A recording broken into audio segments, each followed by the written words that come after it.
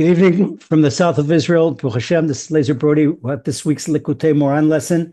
We're learning with Hashem's loving grace, Torah 24. This is our fifth lesson, and we're taking it slow and easy because it's not something we can rush through. Tonight, we're talking about the lights of the crown. The lights of the crown, we're going to understand, we try to understand how the brain, the intellect is illuminated, and how it receives its illumination from something we can't possibly understand, the divine illumination. That's the lights of the crown. But as we do every week, we're going to do a review of our previous four lessons. Once again, tonight is lesson number 5 in Torah 24. So anyone missed one of the lessons, that they'll be caught up to date, and we'll get the basic principles that we can build on in lesson 5. Okay, so 4 weeks ago was part 1, and we learned that there is a light higher than nefesh, ruach, and neshama, the three parts of the soul. This divine light is called the Ein Sof. That's the infinite one. Once again, nefesh, ruach, and neshama are the three basic parts of the soul. Nefesh, every single creation has nefesh. Nefesh is the basic soul of existence, the basic life soul. And even an inanimate object like a rock or a grain of sand, that's nefesh, a molecule of water. Because as soon as the nefesh, the basic soul of existence, is taken away from it, it goes into oblivion. It doesn't exist anymore. Nothing can exist in Hashem's universe, Hashem's without nefesh. Nefesh is the basic, this soul. They call it life force, but there's 4 different levels of life, as the Holy Arizal teaches in Kabbalah. There is the domain, that's the inanimate level of life. There's the tzemach, that's the vegetative level of life. Then there's chai, which is the animal, fish, bird level of life. And then there is the human, the human level of life. Okay, medaber, that we can speak. We have the ability to speak. So on these 4 levels, everyone has nefesh. Everyone has nefesh. And we come to the next level of the 3 levels of the soul, which is ruach. Ruach is the spirit. This goes exclusively to the highest level. In other words, the mineral level doesn't have it. The vegetative level doesn't have it. The animal level doesn't have it. This is the ability to speak. And you could say, well, a parrot could speak. Okay, but there's no connection between the thinking brain, the divine brain, and the mouth. And sure, animals, they make all kinds of noise, and the horses can neigh, and roosters can cock-a-doodle. But we're talking about the power of speech. This only as humans. Then we go to the third highest level, which is neshama. Neshama is the divine soul. Neshama is the divine soul. Neshama, who gets a neshama? Someone that's connected to Hashem. Because a person not connected to Hashem, the neshama is completely snuffed out. And the person, that's why you say, a particular person, say he or she acts like an animal. Act like an animal because they haven't activated their neshama. To have a neshama, they have to have a connection with Hashem. And then there are even 2 higher parts of neshama that are connected. The chai and the yechida, we don't have to understand that. They're connected to the Keter, the Quran, and go way up beyond things that we understand. But basically, nefesh, ruach, and neshama, the basic soul of existence, the spirit of speech, and the divine soul. Okay, so above all this is the Ein Sof. Above this is we can't fathom. This is even beyond Hashem. When we say Hashem, this is already constriction by giving a name of the infinite in this world. So that is already a form of constriction, even though the holy 4-letter ineffable name, it's so holy, we can't write it, we can't say it outside the we even can't even say it outside the context of the holy temple. That's why we say the name of Malchut, Adonia. We say Adonai, we can't say the Yud K Vav K. We could say it, but it's so holy. But as holy as it is, as ineffable it is still a form of constriction. It is a level below of the Ein Sof. The Ein Sof is beyond the infinite, beyond whatever we can fathom, whatever we can grasp. But I'm saying, wait a second. To get close to Hashem, we have to get to know Hashem. So how can we even grasp any idea of that? That's what Torah 24 is all about. Is that how can we have each one of our on our own level some type of grasp about Hashem? When a person thinks about, oh yeah, they talk about the Hashem. Hashem's his best friend. Hashem's his best buddy. That's okay. He's imagining that Hashem is like his next door neighbor. Okay, in a way, that's good, but that's not knowledge of Hashem. That's not knowledge of Hashem. And to get the awe of Hashem and the reverence of Hashem, the more we have to get to know him. We have to get to know him. And this is what King Solomon says in Proverbs.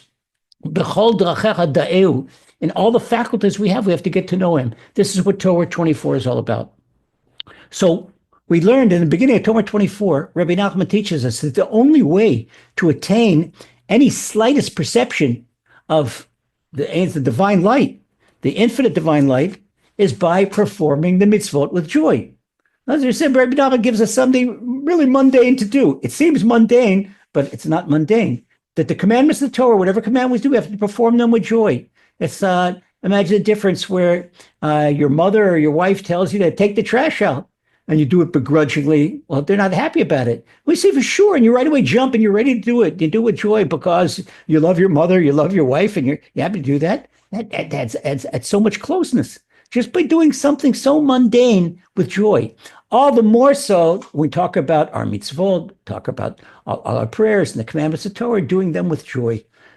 Keeping the Shabbat with joy, giving a kind of charity with joy, guarding our speech with joy. Everything we do is with joy, with joy, with joy. And then we're going to see some people that they have no knowledge of Hashem. I could tell a person that has no spiritual awareness, no cognizance of Hashem. Even the person may be so-called religious, quote unquote, or observant, quote unquote.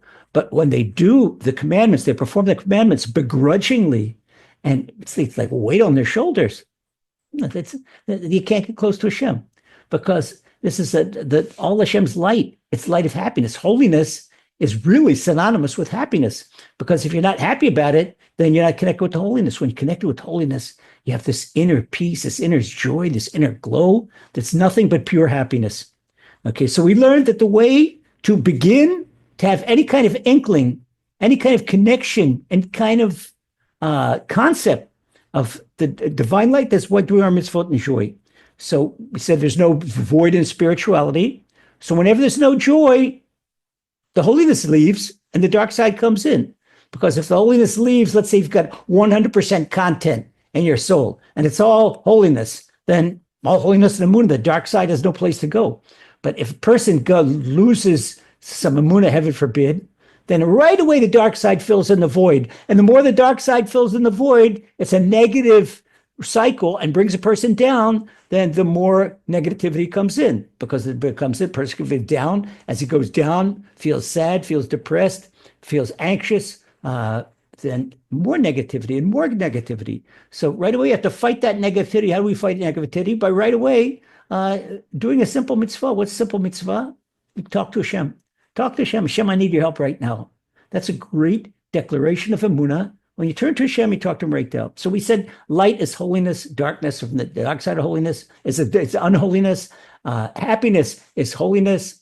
Unhappiness, sadness, depression, that's the dark side.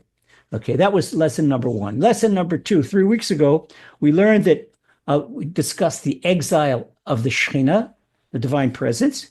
And the divine presence, this corresponds to the heart, because the Torah in Parshat Truma says, "Ve'asuli mikdash v'shechanti b'tocham." The Torah tells us that every one of our hearts should be a worthy sanctuary for Hashem, and to keep your heart clean and to keep your heart healthy and keep your heart holy. Just imagine that your heart, you own a Hilton hotel or a Carlton hotel or some luxury hotel, and the king's entourage, they want to live in the hotel. And this is not only great business for the hotel, it's great money for the hotel, it's fantastic publicity for the hotel that the king chose to be in your hotel. You bring the king to the royal suite, and there should be broken beer bottles on the floor, and the bed should be made, and there should be a muddy carpet. Not in a million years. They wouldn't stand that. They wouldn't stand that. Right away, the hotel would be locked down, would completely closed down. Just imagine our heart is this hotel. And we have to make our hearts worthy for the divine presence. It's a worthy dwelling for the divine presence. And that's what's called a mini tabernacle, Mishkan Ma'at, a mini tabernacle in this world. Even though we don't have the Holy Temple in Jerusalem, we can make a holy temple in each one of our hearts, and this is our duty. And the more of us that make holy temple in our hearts, and we see Hashem could dwell here and he could dwell here and dwell there, then when a majority of hearts become like that, then the world becomes a worthy place for Hashem to dwell. And we bring the divine presence down, we really invoke the divine presence in this world. So that means every one of us, by improving ourselves and making ourselves a divine sanctuary for divine light, that we can literally correct the world. Okay, so that's why Isaiah the prophet, he says in chapter 55 of Isaiah, Ki b'simcha tetzeu, that you will exit, he's talking about exit where? Exit the diaspora, exit exile, put an end to exile by how? With joy. With joy. When we do the mitzvot with joy, we serve Hashem with joy. This is an end of exile. So it's well, there's still exile and diaspora. But when a person serves the Almighty with joy, you're actually putting an end to your own personal exile. You're connected to Hashem, and your heart, as it says, you've built the holy temple in your heart. It's right there. So that's why when a person does a mitzvah with joy, the Zohar teaches us that the divine presence is in a double exile. As we're in exile, the divine presence is with us. The divine presence doesn't have the holy temple. There's the holy temple upstairs, the upper world. And this is what we spoke about yesterday in Psalms. King David talked about united Jerusalem. What do you mean by united Jerusalem? Not North Jerusalem and South Jerusalem to be together, East Jerusalem, West Jerusalem, but the Jerusalem Shalmala, the Jerusalem above, the Jerusalem in the holy realm should be together with the Jerusalem below. And that's the holy temple. There's a holy temple up in heaven. And Hashem will bring it down, the third temple, that Hashem will bring it down. And this is what the prophets teach us. And that's the unification. That's the unification. So when we make our hearts a holy temple, we make a unification with the divine presence. And it really, we do our share in bringing the divine presence out of exile. Okay, so that is the concept of Malchut. Now we go to the lowest of the 10 spheres. In every one of the four worlds, we start here in the world we are, the world of action, which is called Olam Asiyah. And then the next is the world of formation, Olam Yetzirah. And then the world of creation, it's a third higher world. That's the world of Bria. And then Atzilut, that's the divine emanation. That's the highest world. In every one of the worlds, there are 10 spheres. And we're going to climb that ladder. As we climb that ladder, we get closer, we illuminate our brain some more, get closer and closer. We're going to do how to do take it one slip. But the sphere of Malchut, no matter where it is, the sphere of Malchut, that is where the Emunah in that particular world resides, in the sphere of Malchut. Now, Malchut has no light of her own. Malchut receives its illumination from the 9 spheres above her, the 9 spheres above her. And that is where Shekhinah resides. That's the Shekhinah is in Malchut. Malchut is kingship. That's the divine monarchy. And that's down and low. It begets its illumination from the upper 9 spheres. Okay, so then we went a step further in lesson 2. We said when a person forms some mitzvah, that there is a power in that mitzvah. When you perform a mitzvah with joy, the more joy you perform that mitzvah attains a power to go forth in the world as if that mitzvah had legs and could run all over the world and influence other people. The mitzvah, when you do a mitzvah in Louisiana, you're influencing someone in Hong Kong. When you do a mitzvah in Jerusalem, you're influencing somebody in Rio de Janeiro. And you have no idea the power of your mitzvot. So you think, well, here I am in Idaho talking to Hashem. No, you're just a little girl in Idaho talking to Hashem. You're illuminating the whole world. You illuminate all the Rocky Mountain states and maybe the whole world. And when somebody talks to Hashem and it goes out to talk to Hashem in the cold winter of Idaho, then somebody in Vancouver or in Winnipeg, their heart gets warmed and they want to get close to Hashem. They do further than that. Somebody in Glasgow, Scotland is influenced by that. Whatever we do, we influence people all over the world. And this is why when a person finishes his or her 120 years on earth, they go up and if they've been a servant of Hashem, they have all these honor guards and jumbo jets and trains full of rewards and rewards. You say, well, who's that? That was just a regular person. That's yours. What do you mean that's yours? Are you kidding? You illuminated the whole world. Do you know how many people you brought close to Hashem? I never did. I didn't have a radio show. I didn't publish any book. Oh, yes, you did. Every one of your mitzvot, it was published all around. They had legs. It went influenced all over the world. So what are the legs? The legs correspond to the spheres, and they take the mitzvah up from malchut, that it's done by way of emunah person, but the mitzvah is strongest when it is done with emunah, because a mitzvah can't truly be performed in joy if it doesn't have emunah as its fuel. It's afterburner. A mitzvah needs emunah for an afterburner to make it be done with joy. Because you stop and think, what am I doing? I'm not doing a mitzvah. I'm not doing something rote. I'm doing Hashem's will. Little old me, I can't sell myself short, because I am now have the power to do the will of the king. I'm the emissary of the king. The king commanded me to pray. I'm praying. The king commanded me to give this little old lady charity. Okay. The king commanded me to help the person in the wheelchair across the street. I'm doing that. This is it. This is not something mundane. You're lighting up the whole world. Whatever you do, whatever mitzvah. And we don't know the relative rewards for our mitzvah. Person has no idea. Person goes into a synagogue and he sees somebody threw a tissue down on the floor. Well, the synagogue, we don't have that holy temple. The synagogue is also a mini sanctuary. But how many people you'll see that just walk over, won't pay attention? But then the one person stops and he takes out a clean tissue and he picks up the dirty tissue with his clean tissue and goes to the corner, puts it in the trash can. Person lit up the world. He's just showing that Hashem that has so much reverence for Hashem's house of worship. He has no idea. So he gets into the next world and have all this honor guard, that you meant such honor to Hashem. What did I ever do? I'm not a Rosh Yeshiva or a rabbi or that. I'm not. What did I do? You picked up a piece of trash from the floor of the synagogue? Are you kidding? Do you know what you did? 19 other people, they didn't do that. You did that. So you're the cream of society. You have no idea what every little mitzvah does. So it lights up malchut. This light can't stay within malchut. So just like as there is a downward flow of influence, we learned this in our first two lessons of 13 Principles of Buddha, the downward flow of influence, there's an upward flow of influence. The Zohar calls this eteruta de la Eila or eteruta de la Tata. Eteruta de la Eila is when Hashem arouses us to do something. When we arouse ourselves to do this with joy, that's called in Aramaic eteruta latata.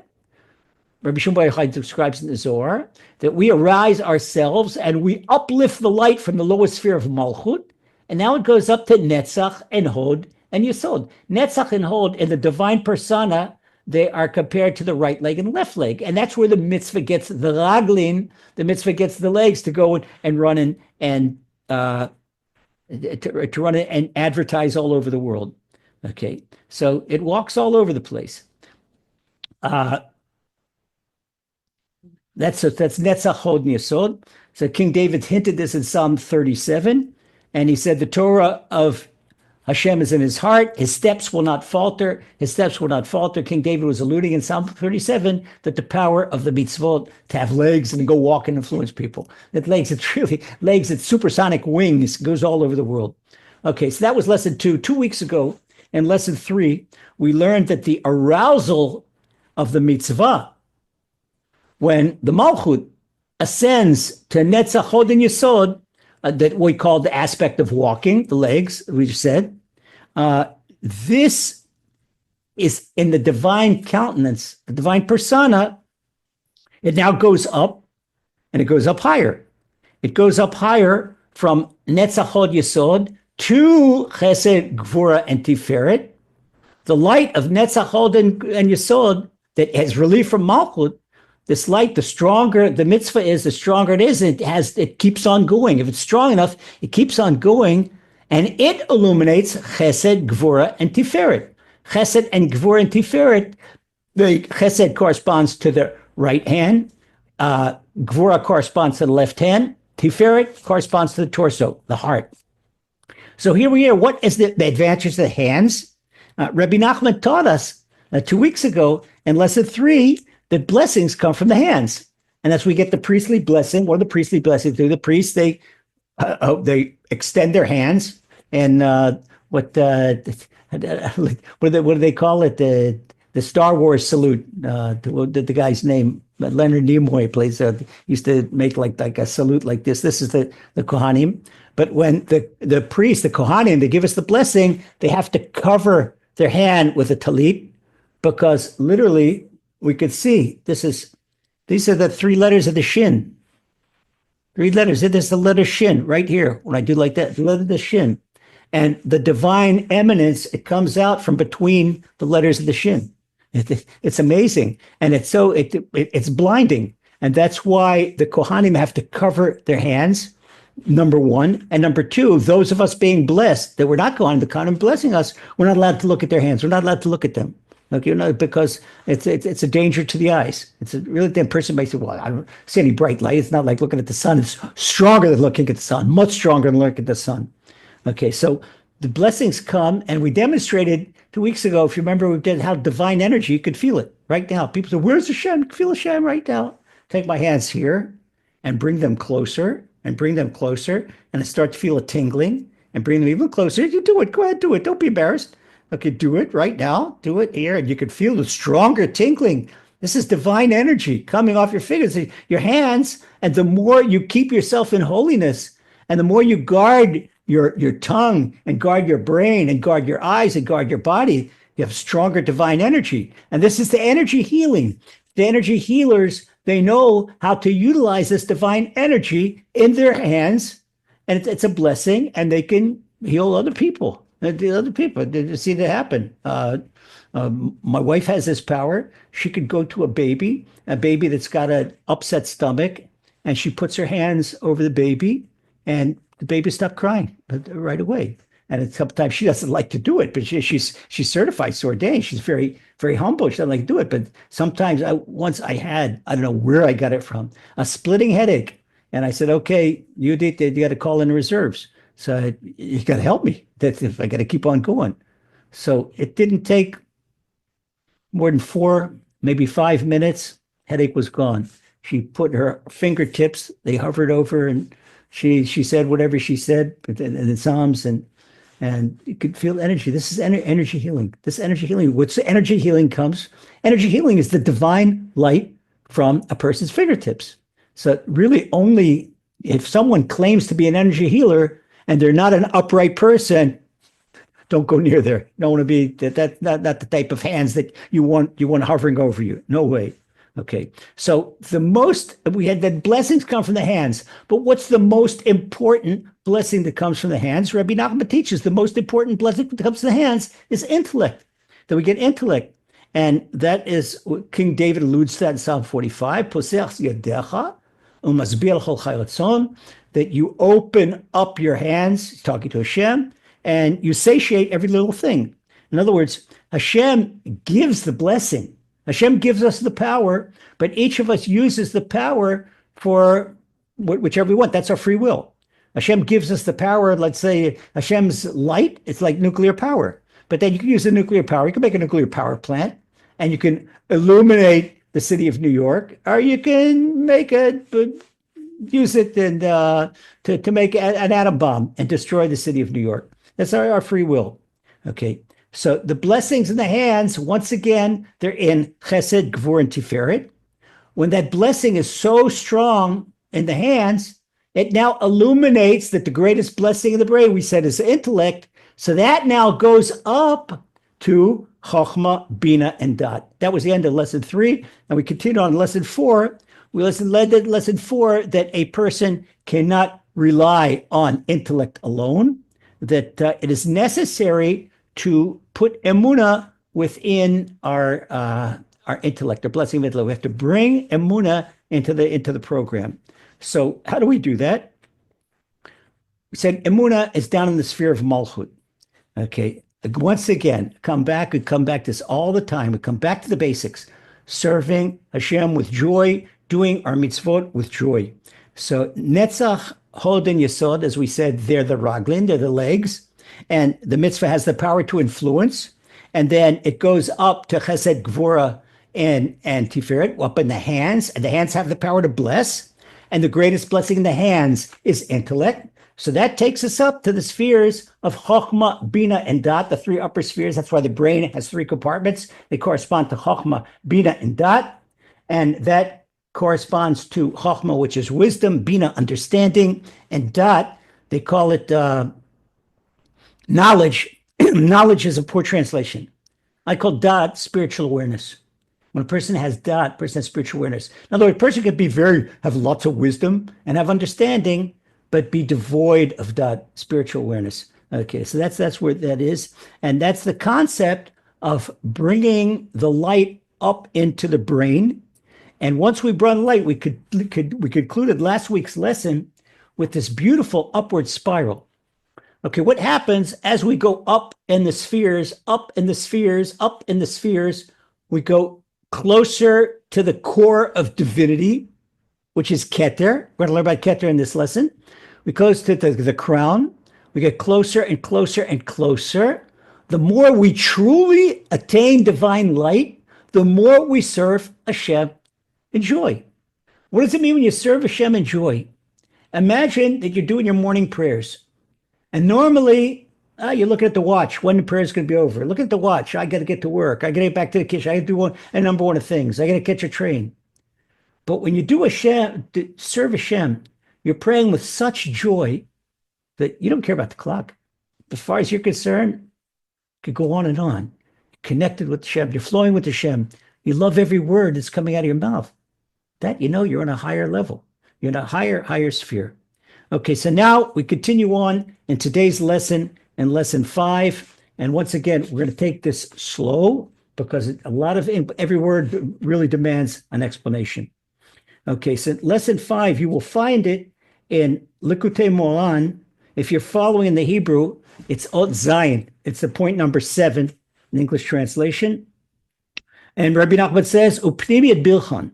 Pnimiyat Bilchon means that the inner blessing of the brain that is brought down to a person from the higher world, the higher spheres, that the inner power, the inner illumination of the brain, that this is the essence of the blessing of intellect, this inner light that we pull down, there's something we need to explain. Rabbi Nachman calls that what happens, that from this blessing that comes from the upper world, okay, you've now made it up in the world of Asiya, in the lowest world, you've made it up to the highest sphere, to Chokhmah, okay? But above Chokhmah is Keter. Keter in divine persona, this corresponds to the skull. Beyond, the light hovers above the brain. It hovers above the brain, and the Keter we have no idea of. But now we're in Keter Malchut. Where does Keter get its brain from? Keter gets its brain from the light of Malchut in the next higher world, in the world of formation. So here we are in the world of, down here in this world, the world of action, and we've made it all the way up by the strength of our mitzvah. We've gone up the ladder of the 10 spheres all the way up to the Keter, and the Keter where it gets its light from the next world, from Malchut of the next world. And so what it means, maybe we've reached, before we get to the Keter, we've had Chokhmah, Bina, and Dat. We reached the spheres of understanding and wisdom and spiritual awareness. But that is, we're still on the intellectual level. In order to bring Emunah into our brain, which Rabbi Nachman taught us in lesson 4, and then lesson 3 being lesson 4, to bring Emunah into our brains, we have to get the light from the Malchut of the next higher world. In other words, the next higher world, which is formation, which is Yetzirah, the Malchut of that is the Emunah on a much, much, much higher level. This is Emunah on the level of the angels. Okay, here at the level of angels, when a person gets this high, a person now has his or her Emunah equals the Emunah of an angel. In fact, it's even higher because the angel can see whatever, depending on the strength of the angel, whatever power it can absorb without being blown into nothingness.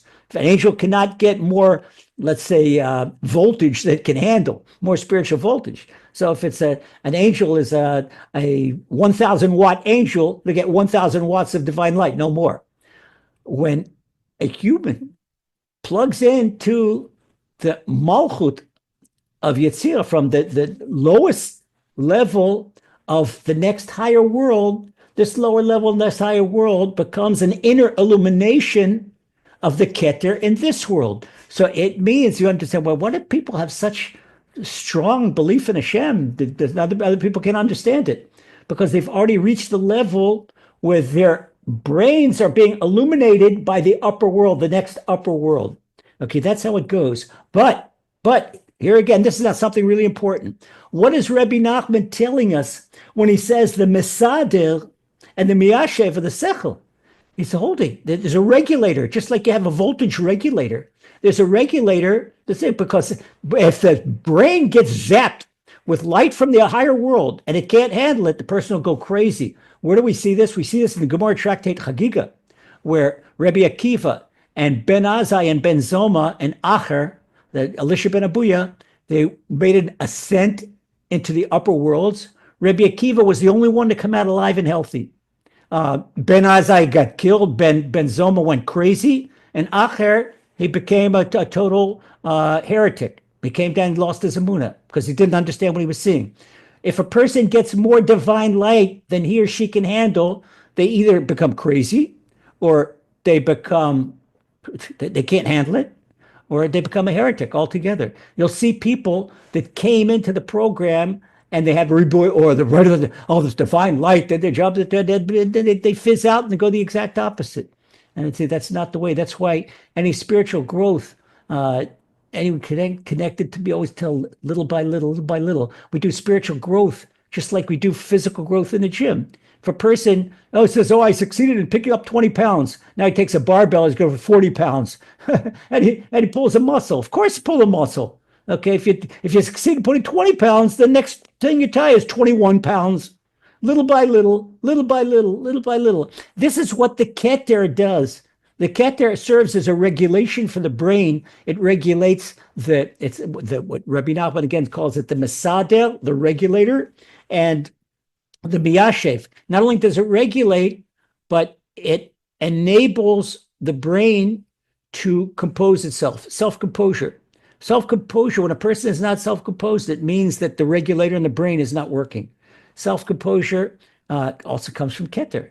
So the regulation of the light, the amount of divine light that is reaching a person, that is done by the Keter, so a person has to do it the right way. So this is the regulator and the composure of the brain. That is what the Sphira of Keter does for the Chochmah, Bina, and Malchut.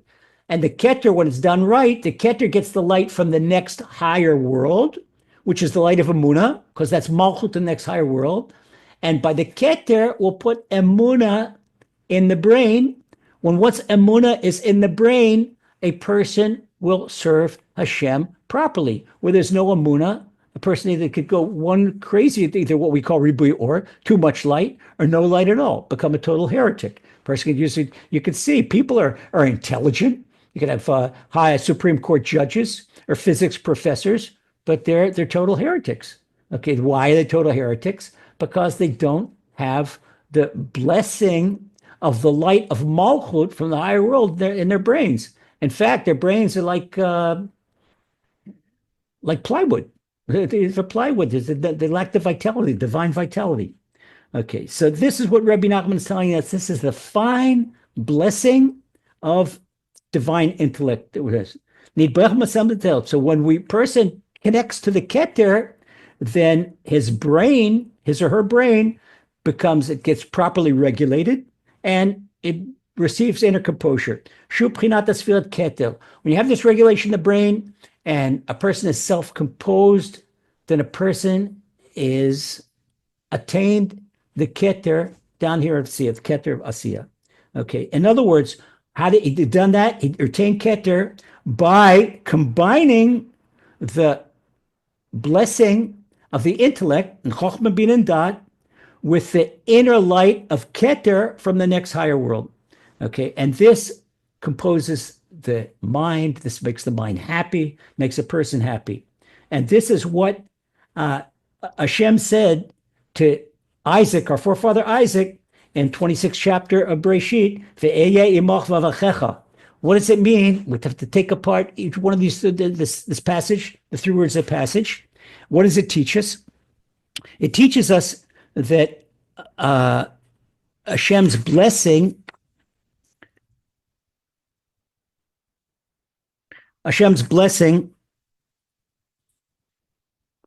comes from Ekye. What is Ekye? The 10 spheres, each sphere has its own divine name. Each sphere has the divine name of Keter is Aleph, Hey, Yud, Hey, Ekye. And we see it in this week's Torah portion in Shemot. This is the way Hashem revealed himself to Moses, right at divine light. Why did Hashem reveal himself to Moses? He said, I am that I am. Ekye in English translates, I am. Ekye, it means I am, I'm with you. Hashem had to give Moses, was very, very brilliant. Moses needed this Amunah from the upper world, which he got. Hashem gave him, exposed to him, the Mesader and Miyashev, that the composure of the brain and the regulator of the brain, so that he could be able to handle the divine light. And it's amazing. You look at it according to Rabbi Nachman's teachings, according to Kabbalah, because wherever you see the word Aleph, Hey, Yud, Hey, the word Ekya, it is a hint at the sphere of Keter, the sphere of the crown. And this is the light of the crown. And I did today's lesson. So we say this shows we're talking about the sphere of Keter. Well, you're the sphere of Keter. We have no idea about that.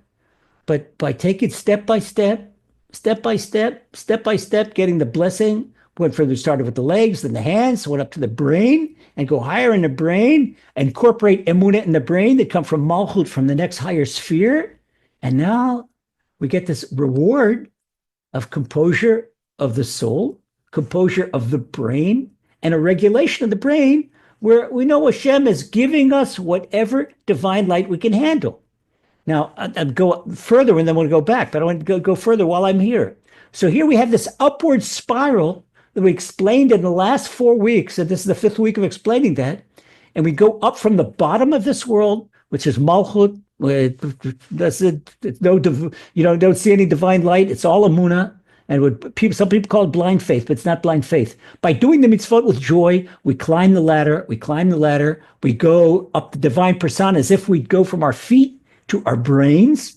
Everyone knows that the brains are, even though we're a one body, that the brain is on a higher level than the feet. We go up to the brain. It's easy to understand. What happens if you have a step on a pebble? You step on a pebble, it's uncomfortable. What would happen if a person would have a pebble in the brain, or even a grain of sand in the eye? The higher you go, then the more delicate the person is. And you have to be more careful. So as we go up and we reach Chokhmah, we reach wisdom. Now, wisdom has to have emunah.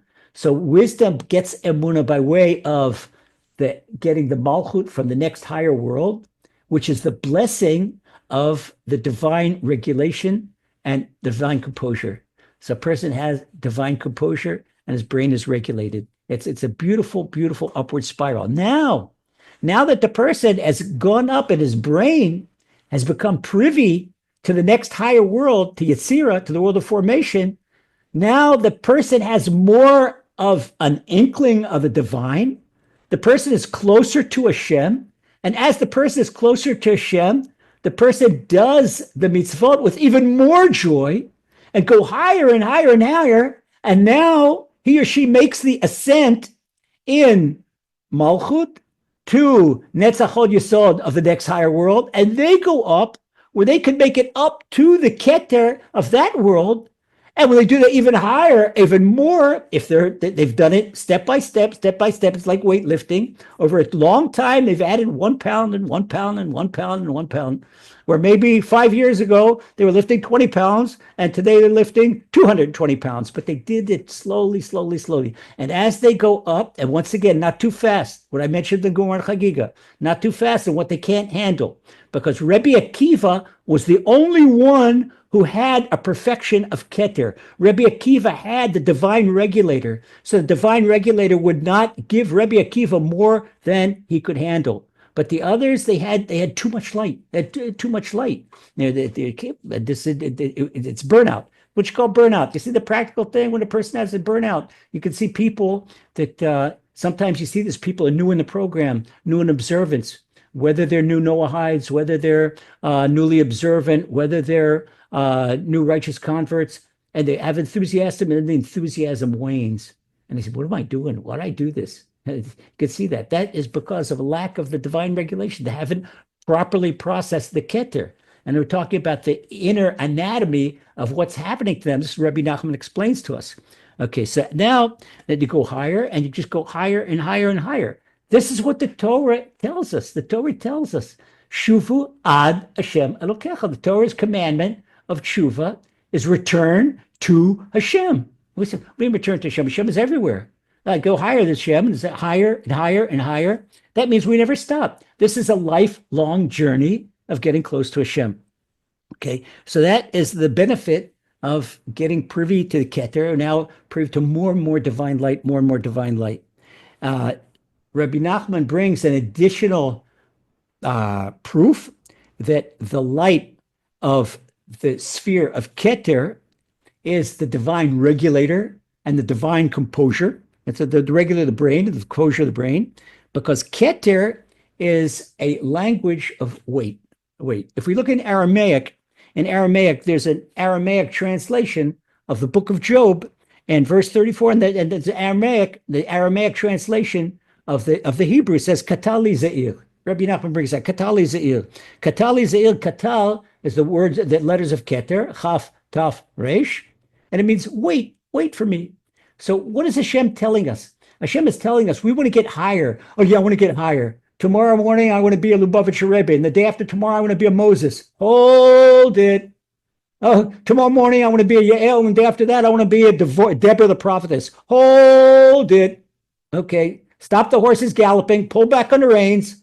Okay. Now we have to bring in divine light. Wait a second. Let's take it slow. So Keter says to you, my beloved daughter, my beloved son, wait. Don't be impatient. Wait. Ketel means wait. In Aramaic, Keter means wait. And that's what the Gemara tells us is a cryptic Gemara that says when a person comes to the perfume store and the person wants persimmon oil, I don't know if it's the same persimmon back at the time of the Holy Temple they have today, but persimmon oil was a woman's most fantastic perfume. There was no Chanel that could make persimmon oil. Persimmon oil was very, very expensive, and only king's daughters, the daughters of royalty, could afford persimmon oil. So when a person would come in to buy persimmon oil, then they'd say, Hamten. I'd stop the Gemara. So what are we talking about? Hamten. But Hamten is Keter, which the Gemara is telling us cryptically. The Gemara is just as esoteric as the Zohar is. When the Gemara tells us that we come to attain this expensive oil, then it's an allusion to the sphere of Keter. And hold your horses. Calm down. Wait. Okay, just keep desiring it and pray for it, and you'll get there. Okay, so this is the Rabbi Nachman's proof that Keter, the crown, it's also a language of wait. Don't be impatient. Won't be impatient. So Keter is an allusion to waiting, to patience. Rabbi Nachman brings another example. When somebody asks you a question, and this, the Melitzer Rebbe does this all the time. When most people ask Melitzer Rebbe, let me think about it. Why? He wants to compose this. He's a classic guy. I've seen this for years. The years that have been his understudy, that he will not answer a question. He doesn't shoot from the hip and doesn't shoot from the lip. He will not answer a question until he composes his mind. Now, what are all sides of it? Give an example, composing minds. People give opinions very quick, this and that. Right now, they just heard, yesterday there was a hostage deal.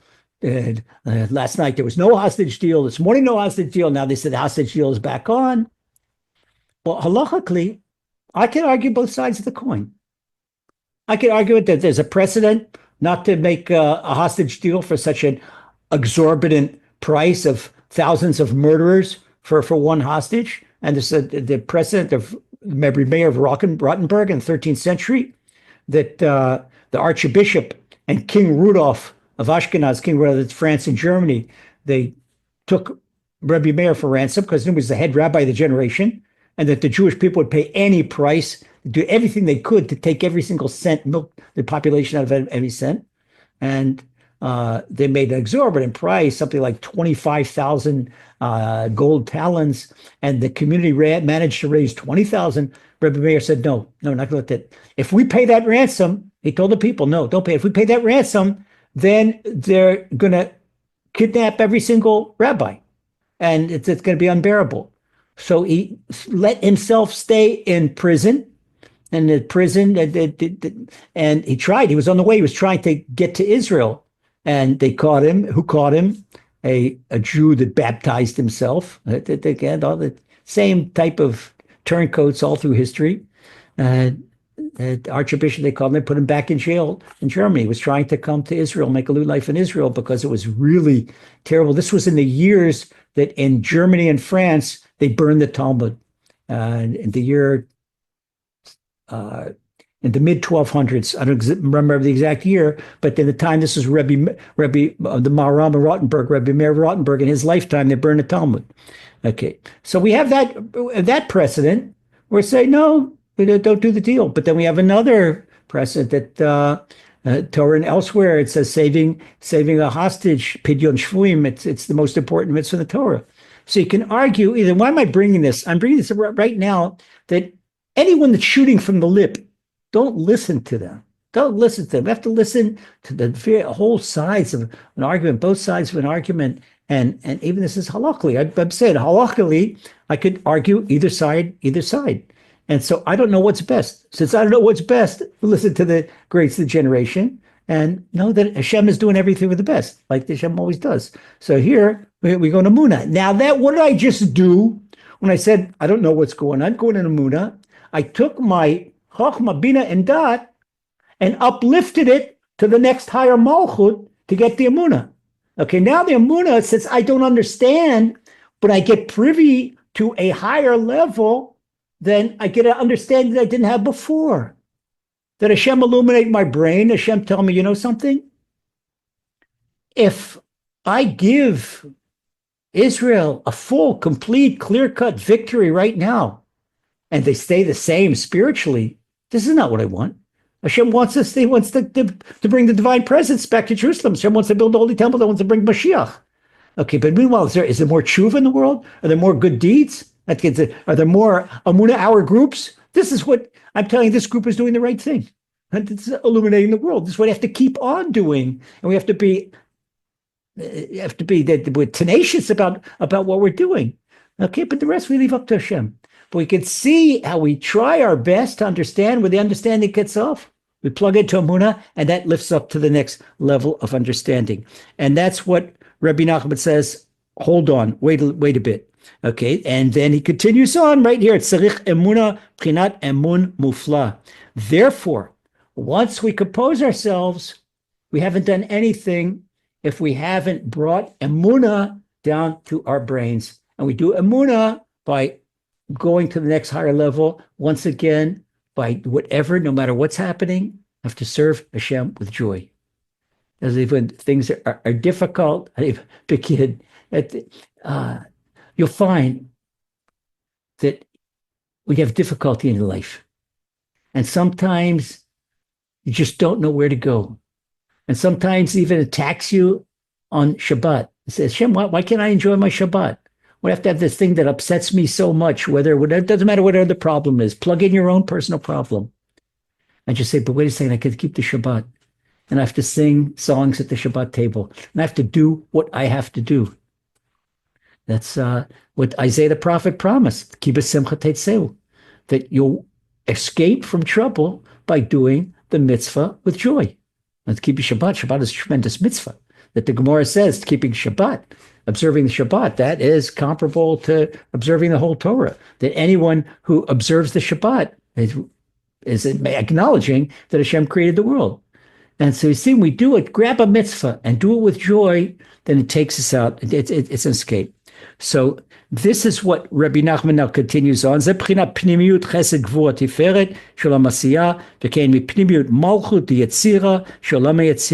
That from uplifting the spheres, and the light of these uplifted spheres now attached to the Malchut of the next higher world, from Asiya, go to Yetzirah, and this brings down the light of Emunah from the next higher world. So this is, we're bringing down, now you can understand once again, I said it once before, repeat it again, now hear this, that a human being with Emunah that believes in Hashem and has all these temptations and all these difficulties, that the angels don't have these temptations.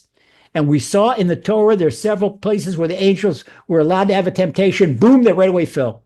They could not stand 5 minutes in a human temptation. So when a human being overcomes his temptation and holds on to Hashem and holds on with Emunah, now hear this, you, beloved brother, cherished sister, are now above the level of an angel. Don't ever sell yourself short. And this is Rabbi Nachman. This is the Torah teaching greatness. You can't just run through this, and this is why we have to take this so slowly. Okay, so this, we've gone now from Keter and the world of action, Asiya down in this world, and we've gone on to Malchut and the world of formation. That's where the angels are. That's where the angels' home turf is. Okay, because this is the inner light of our lower sphere becomes an embellishment for the outer light of the upper sphere, and it becomes a vessel. What we call in Kabbalah, it's called light and vessel. But now our brains become worthy vessels of the light of the higher sphere. And the light of the higher sphere, the outside light, that becomes our inner light of the lower sphere. So we now have, even though we're on lower sphere, we have now Emunah from the light of the next higher world. Okay, so we continue on. Ad olim olamot ad lemala ad atzilut. Wow. Rabbi Nachman says we take the same formula and we can go up and up and up and up and climb our ladder from Asiya to Yetzirah, to the world of angels, to Bria, which is the world of creation. That's the divinity, and then to Atzilus. This is already, we're getting closer to the Ein Sof. This is the first primary constriction of the Hashem's light and Sof. Mala. And now what Rabbi Nachman teaches us something very special. Shloshet dvarim elu. Okay, these three things which are the blessing we've learned just now, the blessing of intellect, and we learned emunah, and we learned about the divine regulation. So where are these indicated? Rabbi Nachman says in Baruch Kvod Hashem Bimkomo, the passage that we say in the Amida prayer from Ezekiel chapter 3, that blessed be Hashem from his place. What does this mean? Baruch, blessed, blessed corresponds to the hands, where the blessing comes from the hands. Now, what do the hands do? The best blessing in the hands, we said, is intellect. Okay, that is now Kavod Hashem, because our intellect's up in the head, that's the Chabad, this is the divine intellect. So now this is the Chabad, Chochmah, Bina, and Chabad is the acronym of Chochmah, Bina, and Dat, that the wisdom, the understanding, and the spiritual awareness. So this now is the divine blessing, divine blessing in the hands, and this is now Hashem's prestige, because of prestige. We can see Hashem in a human being. Look at the magnificent brain. This comes from Hashem. And then we said, Kvod Hashem, this is Amunah. That's Amunah. Kvod Hashem, that's Malchut. This is in Malchut. So we see Baruch Hashem, Baruch Kvod Hashem Komo. We said Baruch is the blessing in the hands. And then Kvod Hashem is the Malchut, the blessing in the brain. And then Mimkomo, that tells about Keter.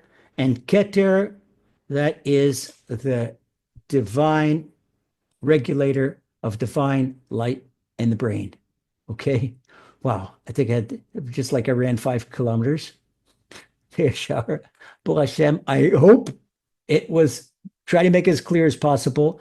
But then next week we'll review this before we go on again. And Hashem should help us have more and more divine light more and more happiness in our lives, more and more joy in serving him, and with emuna, knowing that whatever Hashem does is for the very best. And Hashem should do such great things in your life that you should really feel that they're very best. Amen.